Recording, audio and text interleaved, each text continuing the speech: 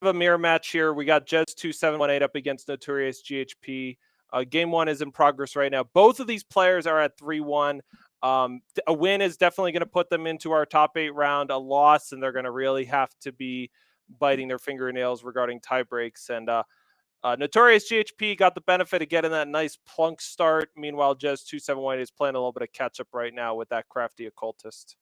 This is a team battle as well. Both these players on Team Rankstar playing with this sort of team mirror match here, I would say, on this Sky Crag deck. It's been pretty good. It's shown some really good results today. Interesting between this and Combre. Decision here by Notorious GHP, not permafrosting the crafty occultist. Letting the trade happen here, as they're maybe potentially just going to play out another plunk. Yeah. We haven't seen a lot of trades with Plunk today. Plunk's been one of the best units of the night so far. Aggressively trading that off for another one. Now Kenna's going to hit here, and I think Kenna's going to take out that Plunk. Yeah, so 2 Plunks down for Notorious GHP. Yeah, now Notorious GHP, you know, they've lost their plunks, but they do still have that permafrost that they can use on the crafty occultist. It looks like they're going to be ditching a Jotun Hurler and its Snowball, so they get to get 2 cards, just a ton of value that makes this deck tick. And Grenadin's coming in. I mean, Crafty's been a sweet card since the day it was the day it entered all the formats. It's been an all-star. Nice to see it here as well. It's fun how it's flexible too. You know, sometimes we've seen Crafty Occultist played in a more discard heavy deck that, you know, wanted to discard units and cards, or you just play it as a straight up value unit in a deck like this. All right, Bullseye the draw here. We see Bullseye also has been a nice player, a nice addition to this deck for sure. We've seen that do some really good work so far today. Big moment here. So Jez actually they could have taken out both crafties. Instead, they're gonna pop the Aegis of the Plunk, and then presumably we'll see a Bullseye be played, if not this moment, then very soon. But it's going to be right now. They're not going to mess around. No messing around with that Plunk. Another Plunk down. Jez is not letting that unit stick. Shows how powerful it is that, you know, you leave the flyer, leave the crafty, but no. Leave the crafty, take the Plunk. All right, let's talk about mirror match. How about a Jack right back the other way? Yeah, they're going to ditch the Hurler, make a treasure trove, and then this will soften up the Jack to get snowballed. Now, finally, the Kenna gets permafrosted. It's important to note, though, that there is some risk with permafrosting Kenna. She does have that ultimate ability. When you've hit the enemy player with the unit 5 times, you draw a spell from your void, though obviously we're a little bit of ways away from that. All right, torch the draw here for Jez. So they've got some strategizes to filter out their hand. They've also got this torch to take out either the Jack or the crafty. Ooh, nice draw with Jack here, and a Serpent Hive. That felt a little optimistic of Jez to not trade off the Grenadins. We'll see how that works out in the coming turns. And does Jez just going to torch the Jack? Yeah. Okay. So they are going to hold off on attacking with that Grenadin. All right, GHP going to start off things with a strategize. Going to see a torch and a sigil. Yeah, you got to be really careful when you're playing against a deck with Howling Peak Smuggler, torches, and snowballs. Like, the game could just end like that if you get low enough. And we're going to see a Dazzle now onto the crafty occultist, not the strategize, but before it can resolve. That's going to get dazzled back. That's going to get dazzled back. Wow.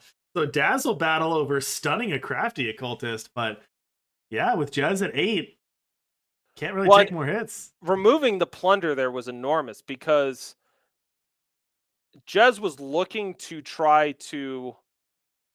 Okay, wow. So we're going to check. I guess maybe team up Bullseye plus Jack on That's what I'm thinking. Yeah, that's what I'm thinking, to take care of that crafty. Yeah, Jack and then Bullseye to take care of the rest of the way. I mean, Jez is getting pretty close to turning this around. The torch kills the Jack. Smuggler ends the game. Oh, that ends the game too.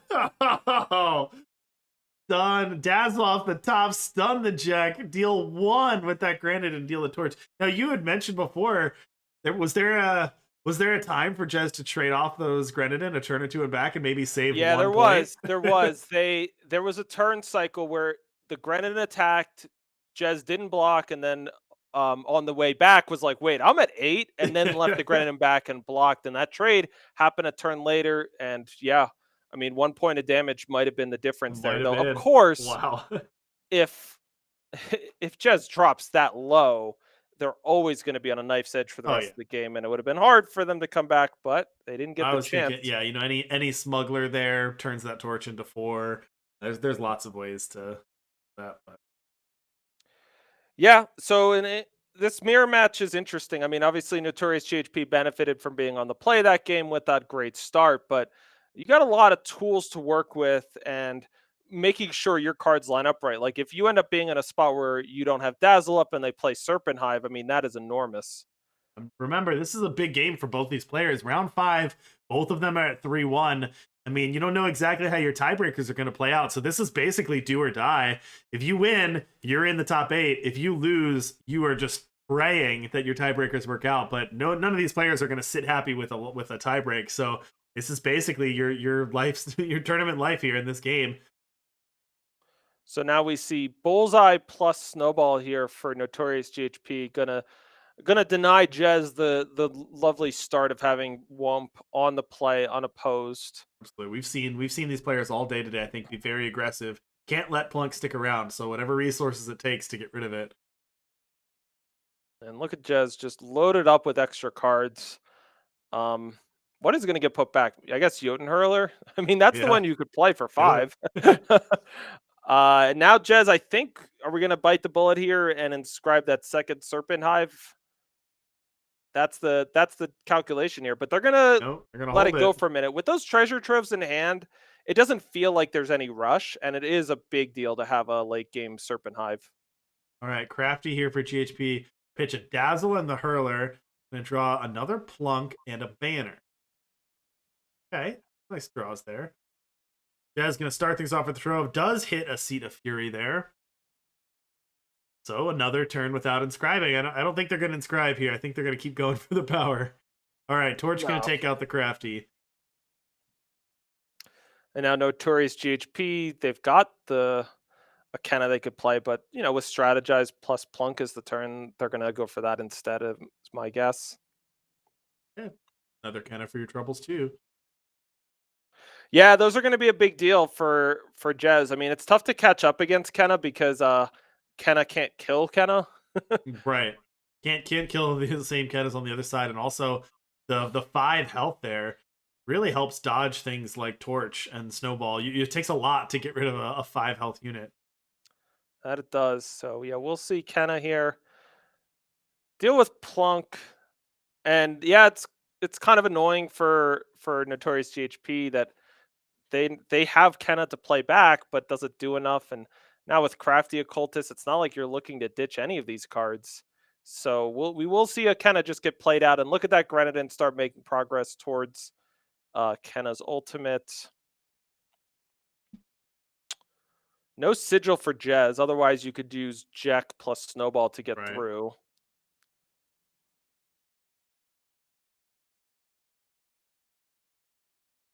Just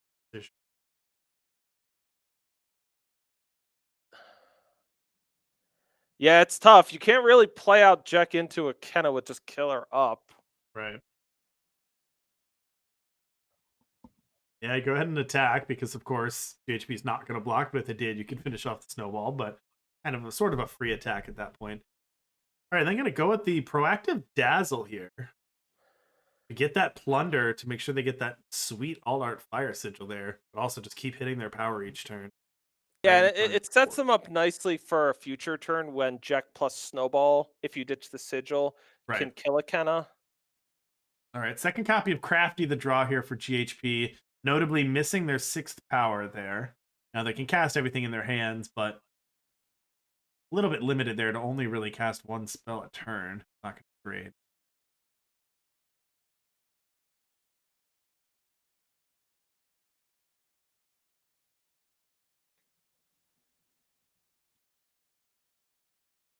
Could also Crafty. Depends how aggressive you want to get, but you can Crafty try to draw into another sigil or another power. But all right, Edict of Shavka from the market.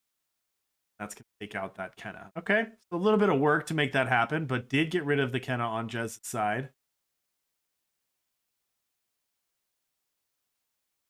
Insignia the draw here for Jez. So Jez does have Jack available with power to throw away, but also only 2 power away from that Joe. Yeah, so looks like we're going to see that play now of Jack plus Snowball. Do that. Snowball's going to take care of that Kenna, deal a little damage to face, but most importantly, getting rid of that huge threat.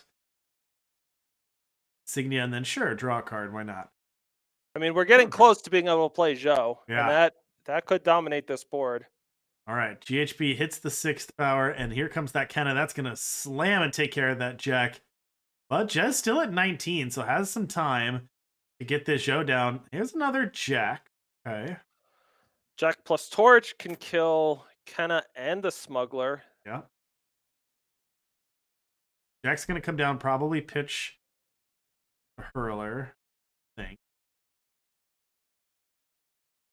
Yeah, it could be the Snowball, but I would guess you're right. So we're okay. So we are going to go face instead of hitting the Smuggler. That gets us a treasure trove, which Here's gets the the 8th eighth power. All right, and then that Torch finishes off the Kenna, and then here's the 8th power for that Joe next turn. That's exactly what Jez needed. Play out a Plunk here, but Joe trumps Plunk. Nice for GHP to draw 2 cards off of that Crafty. All right, well, the Permafrost was fantastic there. What a draw. Bless you.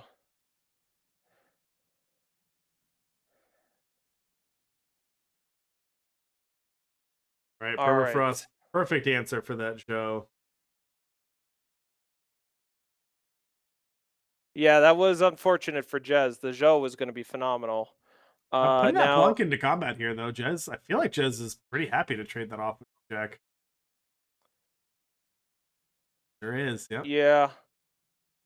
Yeah, he is. Both players. Oh, it was a clever move to just attack with. Yeah, if you don't attack with the Plunk, maybe you get to pick off. Well, the Plunk with the Aegis would stop it, so that actually no, that's not going anywhere. All right, Jez down to 11. It's a Bullseye and Snowball in hand. It feels like you just have to kill Jack. Yep. It's going to do it. That's going to take Jack down, but that does mean that Jez is taking at least 6 this turn. That Permafrost was so brutal for that Joe on that turn. Yeah, and with the Howling Peak Smuggler out and a Snowball in hand, the Jotun Hurler is going to come down. The Snowball is going to cash in. So in case Howling Peak Smuggler dies, Torch is lethal. Strategize. Jez needs it to be phenomenal. Primal Sigil and Jotun Hurler. I mean, it was close because Jotun Hurler plus Snowball would it is close, but unfortunately we're going to take 2 more damage than we can afford to. That's going to be it. Congratulations, Notorious GHP. Yeah. Crucial win there over their teammate, but they're going to go to 4-1, and that means Notorious GHP will get a slot in the LCQ top 8. Well done, sir. Well done. All right. So checking out the event here. My observer mode is oops, that's the league. So I'll pull up the standings here as I'm going to try to find us another game. Let's take a look at that. All right. So it looks like Frafa should be in. Notorious GHP is in. Dark Revenger is in. There's 3 of your top 8 right there. Now, Jez's tiebreakers are looking pretty good here among the 3 and 2 players, so it looks like they might still be making it in. And then down here, A-Rank and Beowulf are in real trouble of getting past here. It looks like most of the matches for the round are done with Gurgay PM, Popetito, and Avion still playing. And then even PD and Mail, I guess if their tiebreakers were incredible, if they could win or beat Kalibovich. So the picture is starting to shape up here. Dark Revenger is still outstanding, but obviously they're going to be more than fine here. They're getting a pair down. Someone else. I'm not sure who they're playing here, but yeah, a couple of key 3-1s there. Be really interesting. Gurgay PM and Popetito. We saw they were pretty high before this round, so it'll be really interesting to see, where they fit relative to Spifferific and Jez and Netscape Navigator. Yeah, I'd be a little worried if I was Beowulf, though. You're already behind. Well, you're already behind 3-4 wins, and then you're behind the other 4 3-2s. So I think Beowulf was probably out or really close. That there's going to be your line, probably around that Netscape Navigator A rank 13, somewhere in there. All right, so looks like got an issue here getting us into the next match. So why don't we do the preview card here All right. as for Valley Beyond. So I'll let you, why don't we start off with Timeless Bond and we can save Chrono Storm for later. All right, sounds good. All right, I'm gonna let Ilya hop in here as well, but give me 1 second. Let me pull this slide up. All right, for the first time, everyone, let's see Timeless Bond. All right, BK Ilya, break it down for us. We got a nice new ramp card out here. This one leans a little bit more aggressive than what people are playing with right now. So, you got cards like we've seen these Combre decks playing cards like Coveted Gemstone and Pillar of Progress and A New Beginning. And this one's going to be much more rewarding if you're playing with Empower units. You can play this. It is a fast spell, so you can play this to be pumping up your units in the middle of attacks. And then of course, by being able to get those Empower procs, if anybody in chat is a real math scientist, they might be able to calculate how much damage it is if you start off with some District Infantries and Hojins into this card. Interesting. And it is a lot. All right, so I'm going to work on getting our next round set up as we're going to be moving into the top 8. I'll hop off the call here. You guys can give your unfettered reactions to it, and I'll join with you in a minute. All right, sounds good, BK. Thank you. All right, Ilya, what do you think? Initially, you haven't seen this card before, Ilya, so no, right off the bat. I haven't. So right off the bat, it targets 2 of your units. So, Kira, if you're in Combre Alessi, Kira Alessi, this is something that triggers Hojin's Renown. So it plays a power. It triggers his Renown, and if you already played a power this turn, Hojin turns into he is going to be one really big boy coming in at 8/7 if you target him with this after playing a power. Kira, you know what Kira does when you target her. And these are, the Hojin will be 9/8 because he'll get +1/+1 as well. So, people have been trying to make Combre Kira work for a year. I wonder if this is the key to push it over the edge. I'm not sure. I mean, definitely, if you're trying to go long and really ramp, you may be more interested in Enter the Monastery.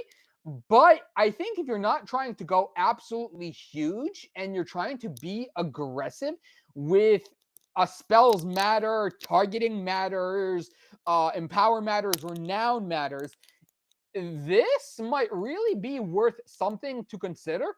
And especially notice that it's 3 costs. So Fearless Crescendo comes into play here for consideration. So I can really see this pushing a Combre Kira Alessi style empower deck. That's definitely the first place I would start looking for a home for it in a crescendo market. And then the rest of it is just gravy. I think it might see at least a little bit of play as people experiment with it. Yeah. Beyond that, jury's still out. But, hey, I think it has at least a floor. It's not a bad card, and in a deck that wants every single piece of it, I think there's something there. Yeah, absolutely. I agree. Initial reactions for me are very similar. I think it definitely seems like it can pack a punch. In Expedition, I think it's definitely there's obviously lower power level in Expedition, so I think you could definitely see play there. Whether it's powerful enough for Throne in a Combre shell or in a Kira shell, whether that's strong enough to take over something else. I mean, my only worry about that is those Kira decks have been polished for years, right? For over a year, they've been working on polishing. There's not a lot of room. There's not a lot of cards you can cut. So in Hulu Kira, this is true. Yeah. In Combre Alessi Kira, much different story because Cambrai Alessi Kira has sort of been a bit unsung because you don't get Hurukira's Palace or Free Face Aegis Right, so you got a little more or room. Yeah. Levitate. So there's more room for unexplored tech over there. Yep. And the opportunity cost for trying this card just isn't very high. This isn't, I don't think this is something that makes the main deck. I think this is something that makes the crescendo market. Okay. I think this card is basically carefully tuned to say, hey, are you in Cambrai, Kira, Alessi factions? Or here's another big brain sort of thing. We've recently had a spate of 4-faction and 5-faction decks, such as Amphitheater combo decks that run 1 pip of each faction, Right. and that also play Alessi, play Decro. And so in that shell of deck, you might actually have this card to pump up your Alessi. Yeah. And, because she gets +1/+1 from her ability and +1/+1 from this. And it is a sigil of your choice. It's a sigil of your choice. It's not just a Cambrai sigil. So you're right. Nope. In a 5-faction deck, this can be complete fixing too. You get that bonus and you get that bonus, that ramp, and you get to fix your factions as well. Fix your influence. I think it sees some play somewhere. It's not going to be a big splashy bomb in Throne, but I think there will be a few decks that look at it and smile and say, this might be worth consideration. Right. I like it.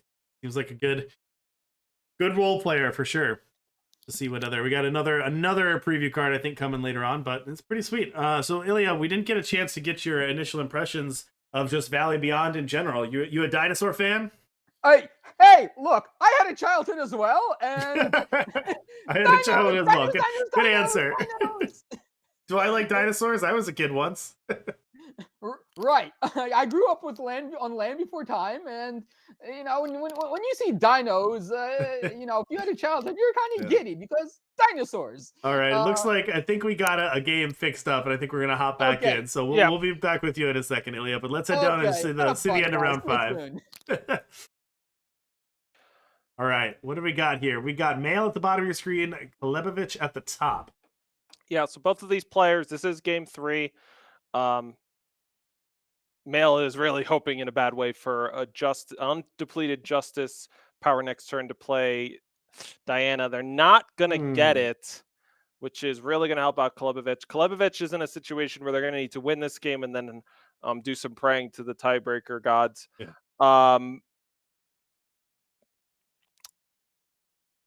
And so, yeah, what was with that Justice etchings? It'll get you that power you needed, but you really needed that undepleted to be able to get that Diana. Not spending 1, going to go all the way down to 3. And you said this is game 3, right?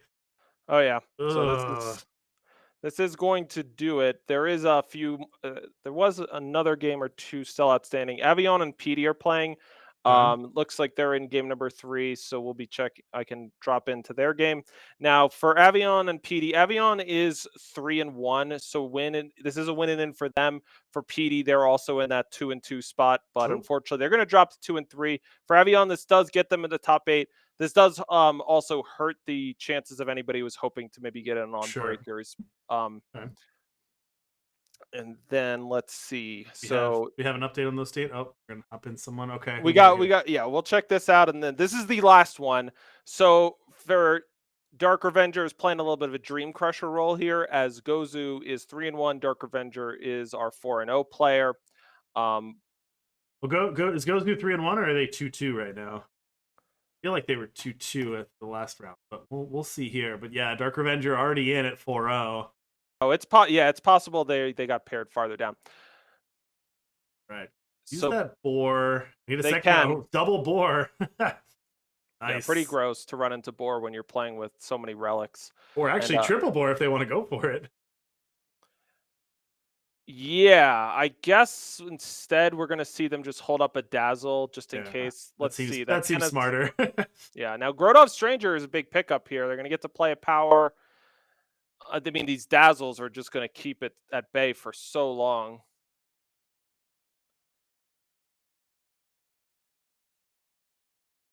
All right, Torch. We're We're gonna torch plus snowball plus bullseye to get rid of that stranger here. Yeah, potentially. Now Gozu has a Stormhall plating in hand that could get bullseyed, but Builder Decree could interfere with these plans. We'll see. The treasure trove.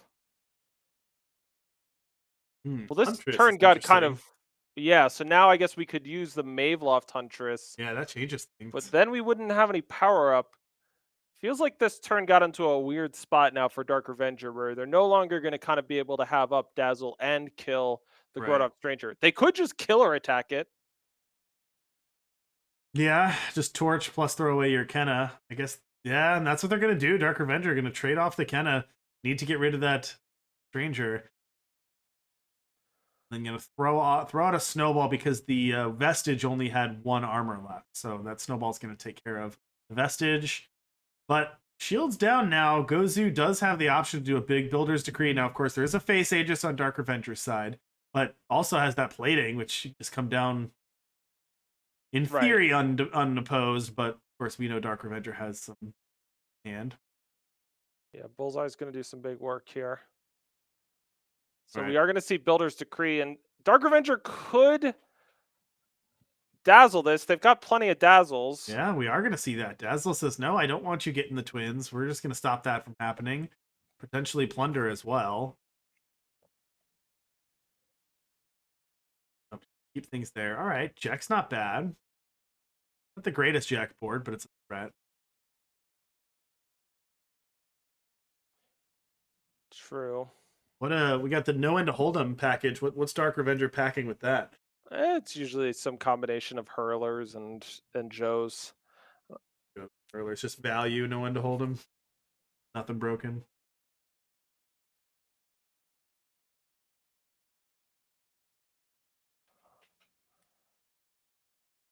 All right, here we go. We're gonna see it though. No end to hold'em here for Dark Revenger.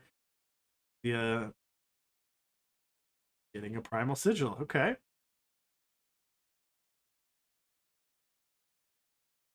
Oh, because Jet can get rid of it. Nice. All right, I like that. Smart. So getting that sigil so that they could pitch it to the Jack to get that double damage. Nicely done there, Dark Revenger. Here comes that Stormhalt plating. It's big and can attack twice. If you had a really, really big brain play, you could, if you Builder's Decree to stop the Bullseye, but you would literally need to see that that was their hand. Yeah. Of course, the Bullseye going to take out that plating. Now Gozu down to just a Builder's Decree with Dark Revenger having a Face Aegis, and now Dark Revenger has refilled a bit. They've got a Dazzle, they've got a Trove, they've got Smuggler now too, plus 2 copies of Mavelost Huntress, so pretty strong. Keep up that Dazzle to protect themselves if anything goes wrong. And if Gozu doesn't draw anything, I assume they're just going to fire off a big Builder's Decree next turn if they don't draw anything else. All right, Coveted Gemstone. Sure if that changes. Stormhalt Knife would be the big deal. You'd be able to play that one for free. It is in their market. That does look like that gives the best. I mean, you could get set up for next turn with like Grodov's Burden or Martyr's Chains, but Grodov's Burden's even the Bury the Past would run into to dazzle issues, Yeah. and then Martyr's Chains. You don't even have a power at the Right. moment, Yeah, so it does feel like this has to be the knife. It is pretty reliable, assuming they don't have another Bullseye in hand, which we know that Dark Revenger doesn't. Right, there you go. You call it. Here comes the knife. I'm going to go after the Jack. Bigger threat right now. An Obstructive Flicker can be used to cash in for some damage. It does deal 1 damage to each attacking enemy. Do with the Smuggler out. All right, plunk the draw here. Yeah, I mean, that's going to be more issues for Dark Revenger. Or for Gozu, rather. Gozu, yeah, Gozu down to 7. Gozu bought a turn, but I'm not sure really the situation changed. So now we're going to see the Howling Peak Smuggler be imbued. Ooh, all right. Oh, but with the Face Aegis, though. Okay. So you gotta Builder's Decree Yeah. follow up with Equalize. I mean, I don't see a sequence here because Dazzle and Yeah. Obstructive Flicker can negate Yeah. both of. I mean, a Dazzle can't stop a non-amplified Builder's Decree, but what is a non-amplified Builder's Decree worth? Right. So I think we're Well, there about you go. to be. Yeah, and that's what Gozu's going to do. Yeah, unfortunately, with the Face Aegis plus a Dazzle plus an Obstructive Flicker, Dark Avenger just had too much protection for what Gozu had. Here's the Dazzle and the game. The Dark Revenger, congratulations, going to go 5-0 through the Swiss. Going to look real good in top 8. They got to break that 5-0 curse, though. You don't want to be the 5-0 through the Swiss and lose in the first round of the top 8.